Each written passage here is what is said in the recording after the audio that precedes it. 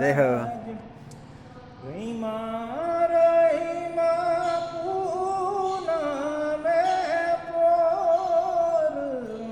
જય હો.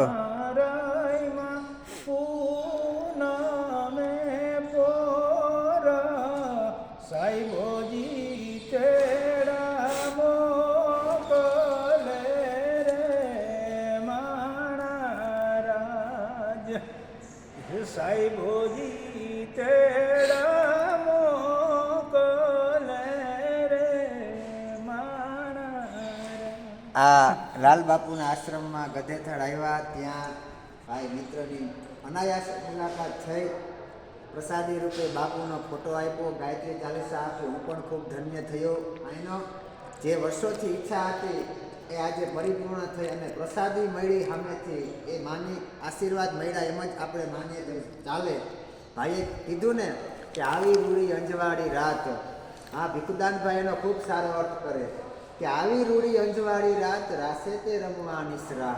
આ અંજવાળી રાત એટલે મને તમને મનુષ્યનો દેહ મળ્યો ને એ અંજવાળી રાત છે. એ રમવા નીકળ્યા એટલે કે એમાં હું તમે પાપ પુણ્ય કર્મના ફેરા લઈ અને નીકળ્યા છીએ.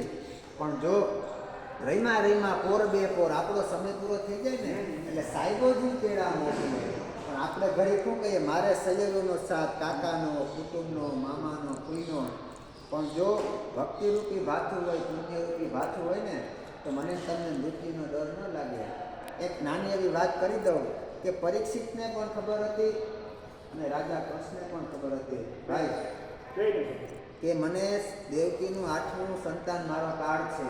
અને પરીક્ષિતને ખબર હતી કે 7 દિવસે મને તક્ષક નાગ કરશે. તો રાવણ અભય ભાઈ આપણે કંસ છે એ મૃત્યુથી છેટો ભાગતો હતો અને પરીક્ષિત છે મૃત્યુને સુધારવા હાટું ભાગવતના પાઠ કરતો હતો. એમ મને ખબર છે અને આવા મહાન સંતોને પણ ખબર છે કે એક દિવસ મૃત્યુ નક્કી છે. પણ આપણે શું કરીએ, આપણે ભાગીએ. પણ આવા સાધુ સંતો તો કે સારી જ વાત બેઠા આવી જાય અમે તૈયાર છીએ. કારણ કે એને જેની પાસે ભક્તિ હોય ને એને કોઈ મૃત્યુનો ડર ન હોય. એટલે કીધું કે આવી રૂડી અંજવાળી રાત રાસે તે રંગોની મિશ્રા. તો આપણે થોડોક આ ઇતિહાસ ભાઈ પાસેથી થોડુંક વધારે જાણીએ. તમે